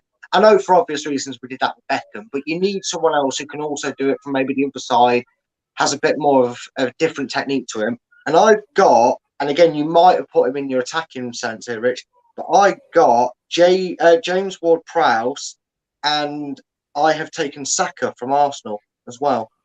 So yeah, I put Saka in my forward line. Fair enough. So I can put him in my special mentions are Ward-Prowse, Ollie Watkins, Jared Bowen, Barnes, and Maddison. Right. Well, Smith Rowe.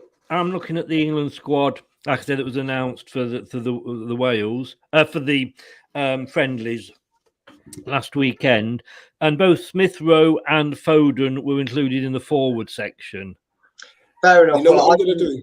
I'm going to take off Smith Rowe because Arsenal fans say he plays better left-hand side of a front three. So right, so you're going to include Smith Rowe in the midfield, yeah? No, I'm going to take him out of my midfield. Take him out of your... And right, you know okay. I'll stick in James Maddison. Right, okay. That saves me because I was going to pick James Maddison, so you've done well there. I honestly forgot about him, and he was brilliant yesterday. Yeah.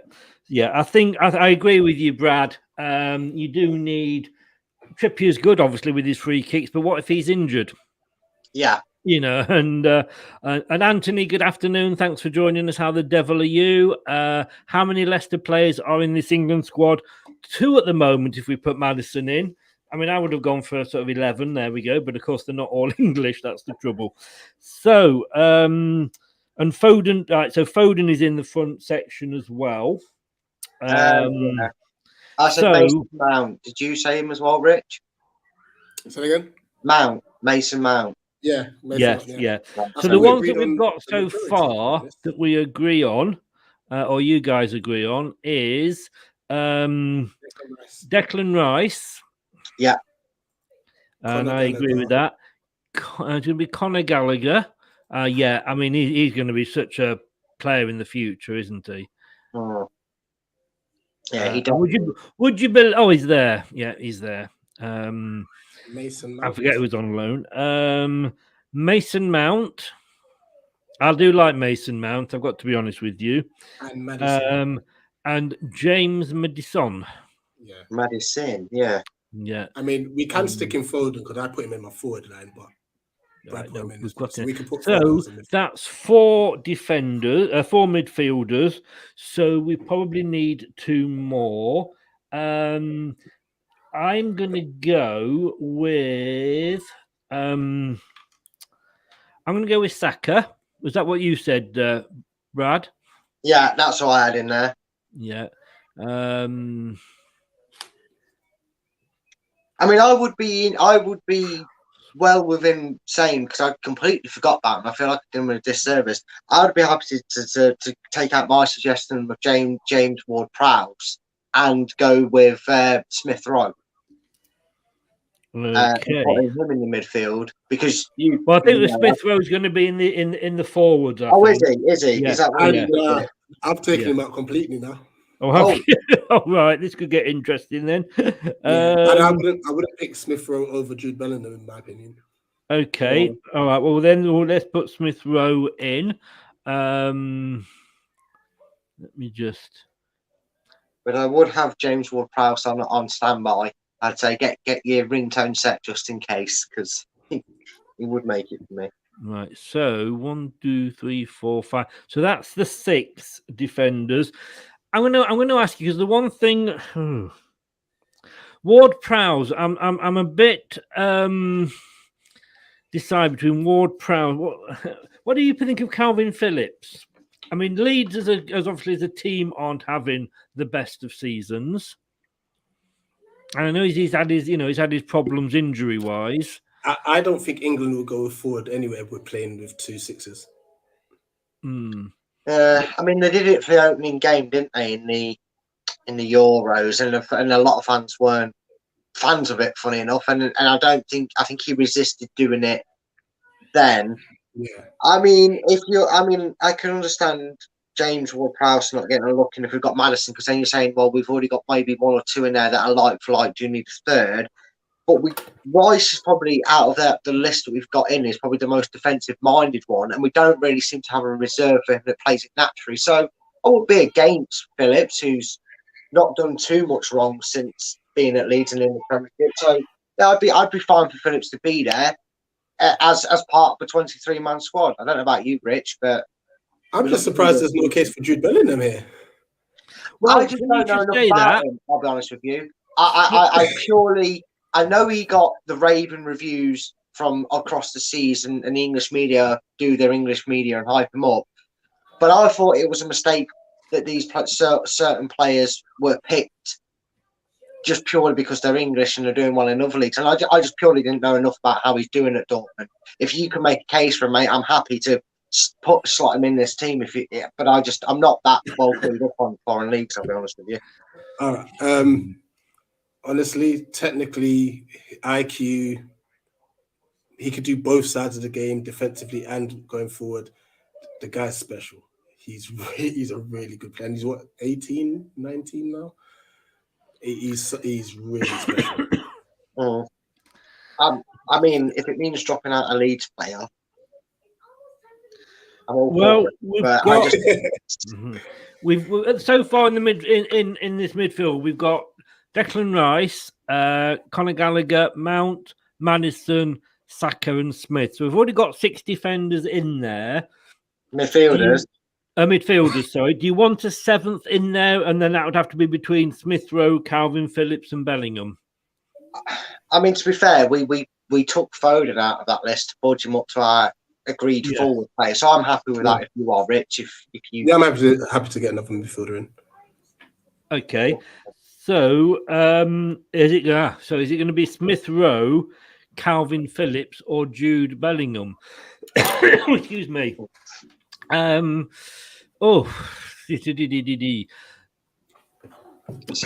think you've got Smith Rowe there already. Have I got Smith? Oh God, have I got Smith Rowe? You meant Ward-Prowse, Phillips, or Bellingham? Oh yeah, Emil Smith Rowe. Yeah, sorry. I mean, out of them 3, I know. I must admit, the one thing I do know from some group chats about Bellingham is he is a bit versatile across that midfield. James Ward-Prowse, I kind of put in there as a backup in case Maddison got outvoted because of what he can do and what he brings for Southampton. Yeah, James Ward-Prowse is there for set pieces. Yeah, he is. He is there. And when I added Trippier into my list at the back, I also thought, well, we've got 2 people that are reliable for set pieces. What a third one? Are we flooding that area? So I think Calvin Phillips comes with a bit more experience in the England squad than Bellingham for me. But if we want to keep an eye on making sure we're always building for the future, is Bellingham the person we should select? I'm happy to let's have Hey Jude in there, just so we can make that song about him. You know what? This is going to sound absolutely silly, but excuse me. Most of what I say is totally, absolutely silly. Scott would go for Phillips. He says, doesn't Mason Mount take free kicks? Jade Ward-Prowse, I do feel a bit sorry for, but I've got to take Maddison over James Ward-Phillips. He's drinking today, isn't he? James Ward-Prowse, not James Ward-Phillips. Oh, James, what did I say? You said James Ward-Phillips. I think you went to say I'm getting them both in, you see, getting them both in one person. I'm trying to read and talk at the same time. I should never do that. For me, too many ponies in midfield. Think we need some workhorses like Declan Rice is a great example. I think we've got Rice in, haven't we? Yeah, we've got Rice. We've got Gallagher. Gallagher. We've got Rice in there. Do you know, no, this is what I'm going to say. That sounds a little bit silly, but you know that sometimes when these players play abroad, they actually bring something different to the team. I mean, I know you can say, well, we've got a lot of European and African and whatever Asian players in the league, but when you're actually playing week in, week out against a different style of opposition, as Bellingham does, I do think it does bring, I say, just that little bit of extra to ourselves, to the club. So I'm actually going to go for Jude Bellingham on this one. And then we can also, like you say, we can sing the song as well. Is it on my list, though? This is the question. He was up. He's near the top. Was he? Of the midfield list. There we go. Yeah, Jude Bellingham. So you're doing very well here. Sorry, Brad, this isn't personal, but Rich is doing very well on these decisions here. We both agree with a lot of this. Yeah, you have, in fairness. Brad was more the defensive side. It shows me I'm a striker at trade, so. Whoa! This is why. This is also funny enough. This is why you listen to me about only having two keepers. Because funny enough, I don't mention this a lot. But I am a former goalkeeper myself. Oh, okay. No, Brad. No, you never said that. I know, right? I keep these things locked. Yeah, you do. Well, that leaves us with 5 up front. So, Brad, do you want to read yours out first? Yeah. And then we can have a look at the squad and see whether we start moving anybody out or anybody we're not happy with. Yeah. Well, let's get the elephant out of the room. The one that me and Rich already knows in here is Foden, because I put him in the field, Rich put him in there, and we're both agreeing he's in. Yeah. I have also gone for the other elephant in the room, and I'm talking about the way he draws, not the way he plays football, but Harry Kane. Yeah.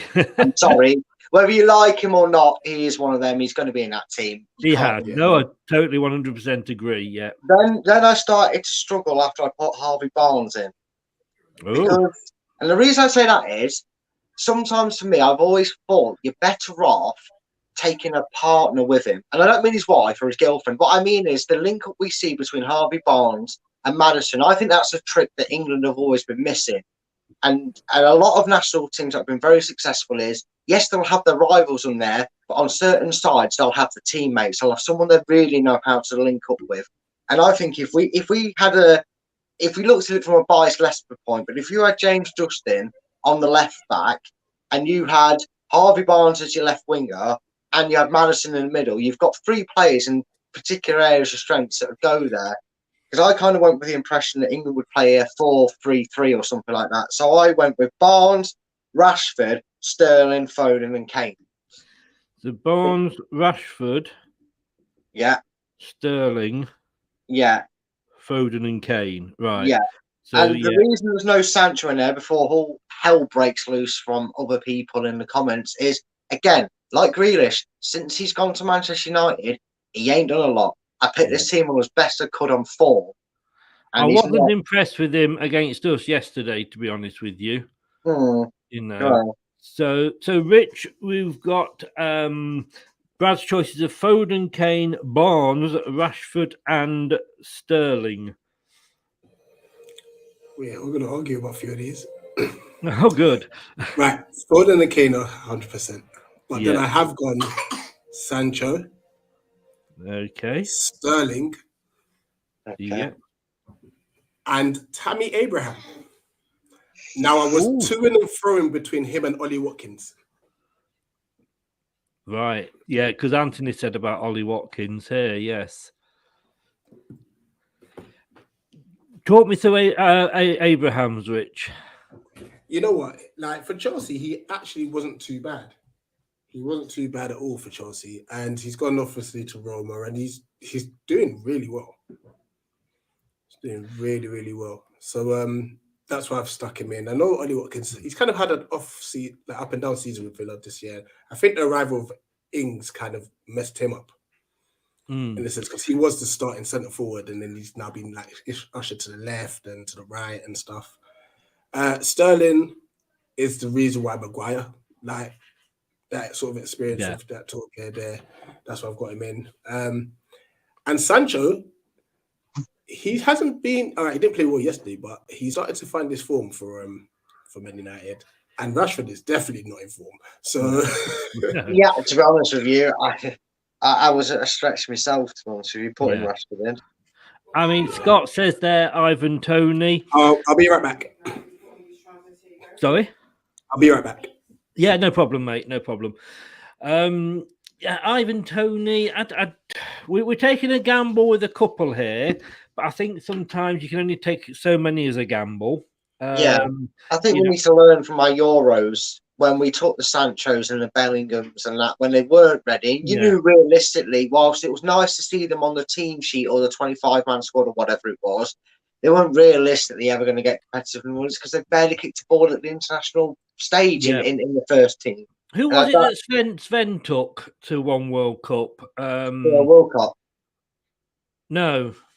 Wasn't it Wilcott he took at age 16, 15, He was 16? an Arsenal player. Yeah, it was a young Arsenal player. Yeah, it was Wilcott. Walcott, sorry. It's that northern accent you've picked up, you see. I thought you were saying Wilcott, and I'm like, well, no. Walcott. Walcott, I do pronounce it Wilcott as well sometimes, I will be honest with you. So Walcott, and then he never even got a look in, you know, and obviously his career didn't develop as we all thought it would do. I mean, and again, like other nations, I'd want us to take a 23-man squad that's you actually look at and go, they actually might just play. Yes. There was Phillips in the strikers. Anyway, I will be honest with you. Out of the three names that I hadn't got written down that that Rich had got, I have a confession. Before we signed Patson Daka, I'd heard that Tammy Abraham was potentially available. Yes. From Chelsea, and I must confess, I don't know if I said it on Leicester Tide when it was brought up through transfer talks, but I was actually an advocate of us potentially bringing him in. I thought, he would be complemented with Nacho and Vardy, so that is a name. But Sancho's not done enough for me this season.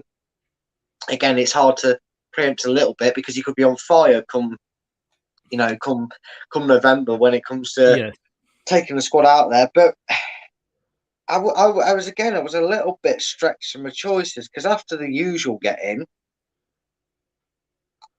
Barnes, if we're putting Maddison in for me, you need that partnership. I mean, if the partnership's been built throughout the team, you'd look at it and go, before anyone says, "Oh, you got Leicester Bison there," well, I've got Chilwell linking up with Mount, who's going to be linking up with someone else in the team that's there from. Well, we've agreed on Foden, Kane, and Sterling. I think you've definitely, whatever your thoughts on Kane and Sterling, they do it for England. You can't not have them in. I agree. Rashford, no, not at the moment. Yeah, I don't. He's a number maker up, so I'm fine with Rashford not going in right now. I don't think very true. Sancho, again, I don't think he's particularly been on form, so I'm going to be very controversial here because I'm going to pick another Leicester player, only because I think. And I don't know if he's going to be... Yeah, there he is, Harvey Barnes. Only because, and I hope you understand this, I just think sometimes, when you're playing against a team that is stubbornly defending, they're thinking like, right, we want to get certainly in the group games, we want to get a point here. They don't always like players that run at them. And there's a very thin line between a striker being greedy and then a striker having a go. And I remember the Leicester... team that when we did the Great Escape, once we got for the forward, nobody was. It was like everybody was scared to take a shot, and then Cranbridge came on and he was pinging them from all over the place. Yes, they weren't necessarily going in the net, but at least he was having a go. And I think with Harvey Barnes, some people call him greedy, but they're the same people that last season were saying he needs to sort of, score a few goals. He can't win. And I just think he could scare a few defences if he gets running at them. And I'm also... another defence, we made this point about a few others. Sorry, Chris. Another defence, I think, I don't know if it is a good way he was breathing a sigh of relief or whatever, kind of joke there at the fact that he doesn't pick outside the top 6 Southgate, but I think it was safe to say before Barnes got that injury at the end of the season, he was practically on that team sheet. Whether he was his 23rd choice or not, I think Southgate would have had Barnes on that, ready for that Euros had he not been injured and ruled out of it. And I'm on that last place. Watkins hasn't really set me sort of juices flowing, as they say. I'm going to say Rich is a really good pick here. Tammy Abraham. Yeah. I think you're quite right with that one. And again, he's got that experience against, let's be honest with you, in Italy, they know how to defend. And you'd hope that he's learned that sort of, if it is defensive team playing against, like in Italy, I know they're not there, but you know what I mean, then he might have that key.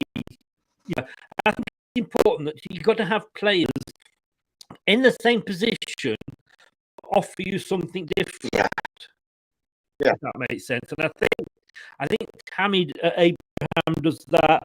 I think probably Jude Bellingham does that as well. So I'm gonna stick Abraham in there, Rich. But I am going to do a little bit of nepotism and put Barnes in there as well. And why not? That's what I say. I was going to challenge the Barnes one with just one player, just to have a discussion. Quick, mute his mic. Jared Bowen. Okay. Shout. Oh, sorry. Shout. Bowen. Well, don't we actually need another attacker? Because we've only got 4 in there.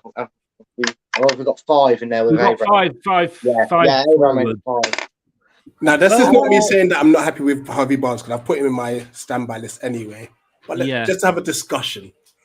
No, I mean, you could argue we haven't got enough West Ham players in there, with the season, or not just this season, last season. They've probably done well enough to have some more players in there. But, I mean, your thoughts on Bowen, Brad? I'm very much on the boat with Rich in the case of Bowen. Has had a great season. But again, reiterating back to the point I made about more successful international sides, they don't tend to go off a blip of pace. That's not one. A blip of form. They don't tend to take, players like we did to Euros, like a Sancho or a Bellingham or whatever, just because they're having a good grace period for 6 or 7 months.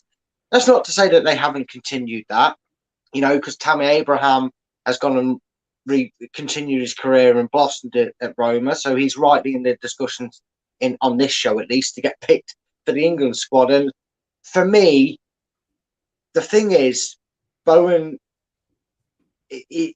one of them that we're talking about now, and when I was writing this list, he was on that precarious bench list next to Pope and Grealish in terms of will I put them in just to make up the numbers.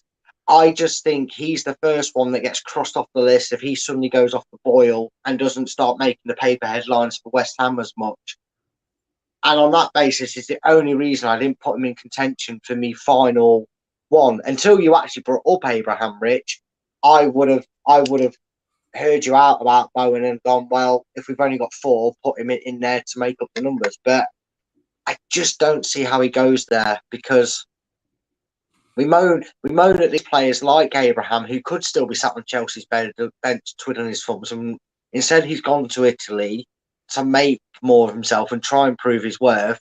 And we're going to if we're going to cast Abraham aside, we're going to do to the only thing I fear by maybe not taking Rich's choices, we do to him in the end, possibly. I don't know what his family history is like, but what happened to Antonio? Mikel Antonio was like a few players that Rich has named that we could lose to other dual nationalities. We've now lost him to the Jamaican side. So, mate, do we take him to try and stop that happening, or do we literally look at it and go, he's not quite ready for that step up yet? I think that's a risk, and also that's very much down to the player as well. I mean, if he doesn't want to fight for his place in the England squad. Yeah, it's a catch-22 because as a player, you're thinking, right, I'm not going to get in this England squad because there's XYZ above me that are more likely to get picked. So do I go and sort of play with Jamaica and probably not win much? Well, I've said that you get the same with England, don't you? Yeah. Or do I stop and fight for my place? It is a difficult one, I mean, what club was it? What team was it that beat France 1-0? Was that Ghana in a World Cup? Senegal in 2002. Senegal, and they said like most of those players could have played for France. But they want, and quite rightly, want to play on the international stage, whoever that is for. So, if we don't take him and he chooses to go and play somewhere else, good luck to him. First of all, good luck to him. But I don't think we should worry too much about that because we've got a bigger pot to pick from. Yeah, these other ones, So, yeah, I know what you're saying. I think we're putting Abraham in. I mean, Rich. Sorry, I'm going to call you Phil Foden then. Rich, why? Give me your thoughts on what? Not Watkins. Sorry, Bowen. I think he's had a phenomenal season. He's very direct. He's got lots of goals in him as well as assists. So that's what would pip him over Barnes, just his output. Yeah. But as a dribbler, Harvey Barnes is much better as a dribbler. And so it's just solely the output side to it. And that's why I thought I'm not mad having Harvey Barnes there, but it's a nice discussion to be had, Yeah, it's definitely a good one to bring up. And I reckon if we were talking about this more closer to the time, we'd probably be fitting both of them in, to be fair. I will give you that because I do rate Bowen. Let's be honest. If we were talking about this nearer the time, we'd probably have another different 11 out of the 23 in there, and you could say 4 or 5 will probably be injured and what have you. So yeah, it is a difficult one. Anthony, sorry, just a sidetrack. You endorse it tomorrow for your birthday. Happy birthday to you, sir. What's it like being a pensioner? Welcome to the club. Watching Palace and Arsenal game tomorrow night. Whereabouts in Dorset? That's scary because that's a bit too close to me. I don't like having Arsenal fans that close to me. We don't have Arsenal fans in Dorset. Whereabouts in Dorset are you going to? Please don't say Paul. Please don't say Paul. Please don't say Paul. Right, here we go. So, yeah, it would be a completely different team, if we looked at it in here. But looking at that squad, I mean, Ramsdale, Pickford there in goal. I agree with you both. Why do you need, an extra goalkeeper when you can fly one out on an emergency? Stones, White, Chilwell, James, Justin, Trent Arnold, Trippier, and Cody. I think that is a good selection of defenders there. And Maguire as well. Because he hasn't really let England down, has he? I mean, he's had a bad time at Man United, but like I say, he could well come good. But yeah, let's give him the benefit of the doubt. Rice, Gallagher, Mount, Maddison, Saka, Smith Rowe, and Bellingham. I think make an exciting midfield. Phil Foden, Kane, Sterling, Barnes, and Abraham up front. Again, I think we know probably that Kane and Sterling are going to be the main two. Be interesting to see if Barnes is in there as well. But I don't think that's a bad squad. Rich, what were your thoughts on it? Brad, we've done a great job. Yeah, we have, mate. Yes. There you go, everybody. Just if you want to take us away from our usual day-to-day jobs, it's Rich and Brad for England, and Chris could be the coach driver. Hey, I do a better job at driving than Ralph is at the moment. Replaced Ollie, and he's still crashing. When does he need to be fit for the World Cup? Surely won't be till October. Probably not. No, probably not, Scott. It will be out then. So, like I say, this could well change. But yeah. Brad, do you think that? I think we've got a decent squad there. Yeah, I think we have. When you look at who's not in, and I'll ask you this because you dropped in. Grealish is the one, I suppose, the big name that people might go, "Oh, where's Grealish?" Yeah, I mean, it was understandable a bit at the time when he made the Euros. You know, he'd only just moved to Man City. I was even officially a Man City. I can't really remember then, but he was there and you understood why. But now he seems like he's made that transition and he's found himself not being such a big fish in quite a large pond at Man City. And, you know, you put this on it to build a team that's not based on where they play, who they play for, but what they're doing, and he's just not doing it. So I was half expecting Rich to maybe throw fisticuffs around about Jack Grealish not getting inside, but it was quite pleasant. Me and Richard would make quite the duo as a manager and squad selector, mate. Well, Rich, I mean, you look at Grealish. I mean, £1 billion, and he's not even a regular starter. But then you look at Mahrez. When Mahrez first went to Man City, he couldn't get in that squad. He was, you know, on the subs bench and what have you. But now he's a lot more regular. And I'm not saying he starts every game. There's very few players do for Man City. But has Grealish just got to give it time, do you think? Yeah, he'll come good. He'll come good there. Yeah. You know, I don't like any. When you look at most of the players, Bernardo Silva was on his way out at the start of the season. And he's had a phenomenal season. Yes. Sterling, who wasn't known to be prolific, ends up actually averaging 15 to 20 goals a season. Yes. You know, so they all come good eventually. Yes, yeah. A question for you here, Rich. My question will be, where will Gallagher be next season? As isn't he on loan at the minute from Chelsea? Yes, he is at Palace. If he does get back into if he does go back, will he get into the Chelsea team next season? Yeah, so this is all dependent on what the government do with Chelsea, because at the moment they can't buy or sell, can they? No, they can't at the moment. So he would have to go back regardless. Now, whether he'll play, I doubt it. I think he'd be very foolish given how he's blossomed at Palace out on loan to stay there, because there was one player that he probably feels like he was tricked by Chelsea into staying there, was Callum Hudson-Odoi. I remember when he was quite outspoken, where he was like, no, I believe in myself. I'm either playing for Chelsea a lot more regularly than I have been, or you sell me. And they went, oh, no, we don't want to lose you, so we'll stop paying you more. And kind of kept him in the team after that restriction that Lampard had. But then suddenly went back, you go to him. And I feel like he's probably sat there feeling a bit like his values dropped a bit and maybe he's not as wanted as he was. And I think if Conor Gallagher makes that same mistake, he doesn't get in. He doesn't go on the plane to England, because he'll be sat, you know, 7 or 8 games into the season or whatever it will be, given the structure of it next season, with 0 games to him if he's at Chelsea. I would even chuck Loftus-Cheek in that conversation as well. Possible, yeah. You know, like you say, it will all be down to the government. I mean, if I was Conor Gallagher, I'd think very much like, if it's going well for me here, like you said, Brad, you know, I go back and will I just disappear again, or will they loan me out? You know, and you know, maybe whether or not, you know, Palace and Chelsea can come to an agreement, you know, about maybe pay later or what have you if things get sorted out, because it obviously can't go on and on and on like that. But yeah, I think, and you must be hoping you can keep him, Rich. Oh, absolutely, and Mark Gay is doing all he can to try and persuade him to stay with us.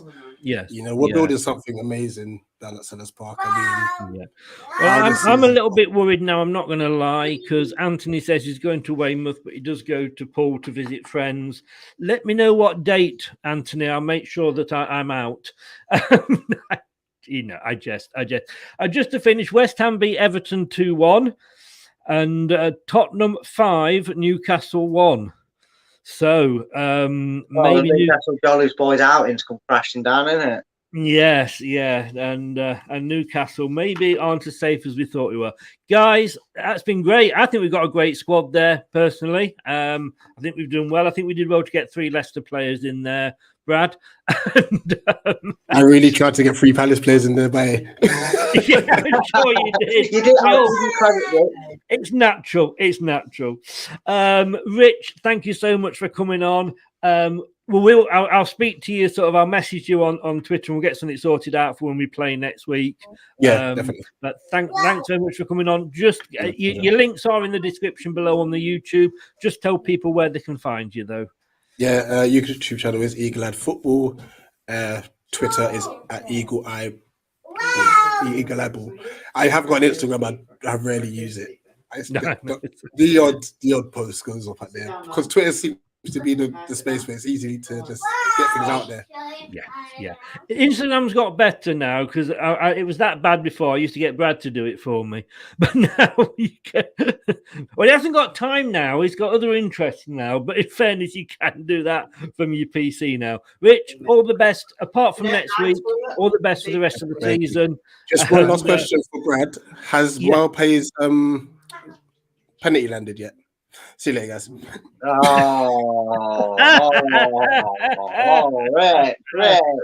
Chris, Rich is driving the bus. You want the job as the team selection, mate? Rich is driving the bus.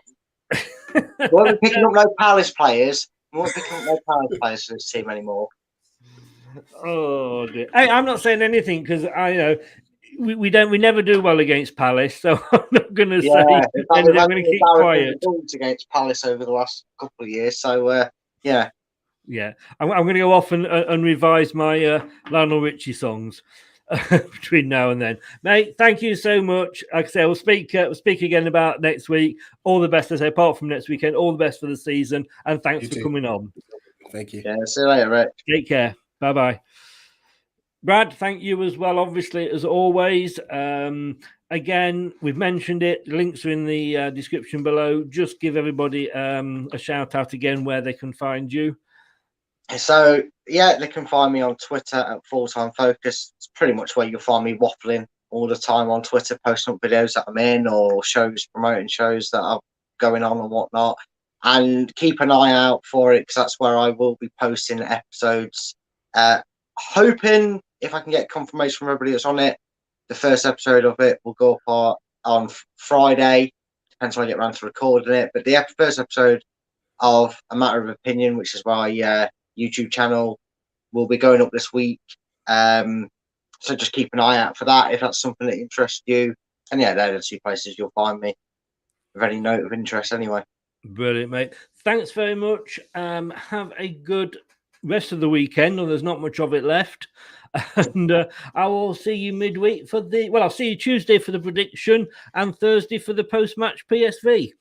Yeah, looking forward to it, mate. It's brilliant, yes. Oh, I am as well. We're still in Europe. Come on, we can do this. Yeah, I know, right? Thanks a lot, mate. All the best. Take care. See you later. Cheers. Bye-bye. Thanks to Brad, always there for me. Appreciate that. And I think that's a really, really, really good team. Or squad, I should say, that we've picked there between us. No Grealish. That is probably the most contentious point, but you know, it's got to go. It's got to go on form, has it not? Anyway, we will see. Thanks everybody for watching. As I say, Facebook, Twitter, and on YouTube, it's Leicester Till I Die TV. And if you're on YouTube, please like the video, share it if you can, and subscribe. That would mean so much and really help us out.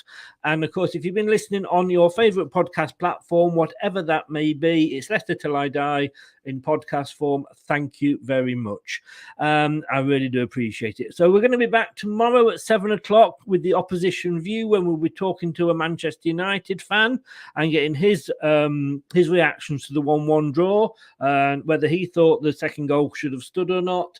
And after that, 9:00, a general review with Louise again, looking back at the whole weekend's games, of which 2 have just finished.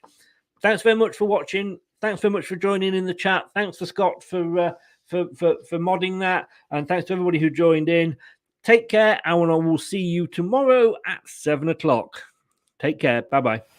Thanks for watching Leicester Till I Die. This is Chris saying goodbye, and see you next time. Follow us on Facebook, Twitter, and Instagram.